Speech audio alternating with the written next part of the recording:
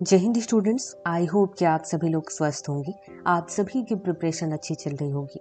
आज के current affair session में हम बात करने वाले हैं C295 एयरक्राफ्ट के बारे में। C295 एयरक्राफ्ट को एयरबस कंपनी ने तैयार किया हुआ है और इसे भारत ने स्पेन से खरीदा हुआ है।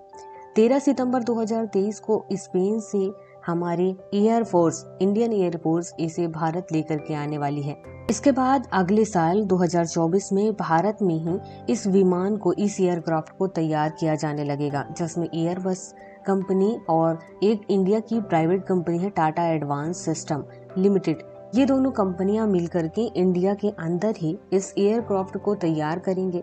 2026 तक लगभग ये विमान तैयार हो जाएगा।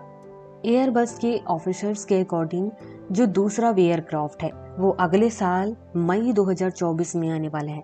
अभी क्या है, पहला वाला आएगा 13 सितंबर को 2023 में, दूसरा वाला आएगा मई 2024 में और उसके बाद हर महीने एक एक करके एयरक्राफ्ट भारत लेकर के आया जाएगा। ऐसा क्यों कह रहे हैं? क्योंकि हमारे यहाँ जो इंडियन एयरफोर्स है उसे 56 एयरक्राफ्ट चाहिए।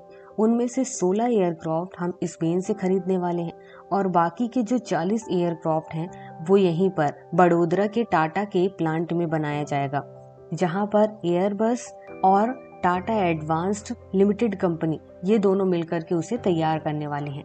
इस एयरक्राफ्ट को तैयार करने के लिए 95% कंपोनेंट भारत में ही बनने वाले हैं।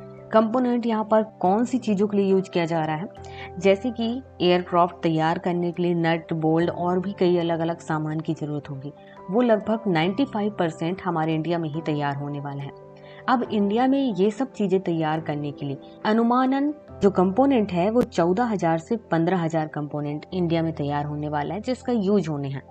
और इसके वजह से जब 40 एयरक्राफ्ट तैयार होगा तो लगभग 15,000 हाई स्किल्ड जॉब क्रिएट होंगी, मतलब 15,000 लोगों को जॉब मिलने वाली है।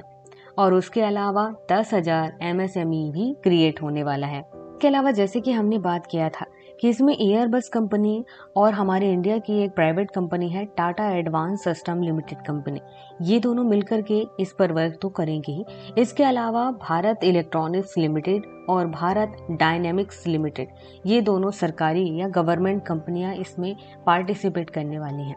हम बात करते हैं कि आखिर C295 एयरक्राफ्ट की जरूरत क्यों पड़ी, भारत क्यों इसे मांग रहा है। वो इस वजह से कि इसकी जो वजन उठाने की क्षमता है वो अधिक है। यह 9,250 किलो तक का सामान उठा सकता है।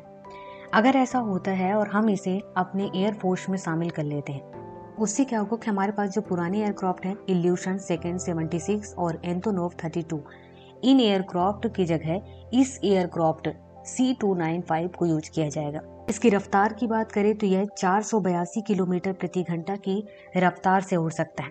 इसके इंजन की बात करें तो इसमें 2 इंजन लगे हुए हैं, लेकिन उसके बाद भी अगर इसमें एक इंजन ही काम कर रहा है तो भी ये 13,533 फीट की ऊंचाई तक उड़ सकता है।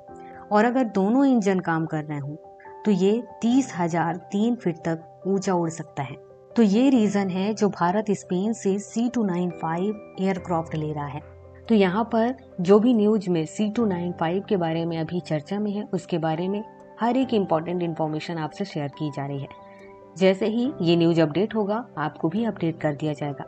तो आज की क्लास में इतना ही, मिलते हैं नए टॉपिक के साथ नेक्स्ट क्लास में।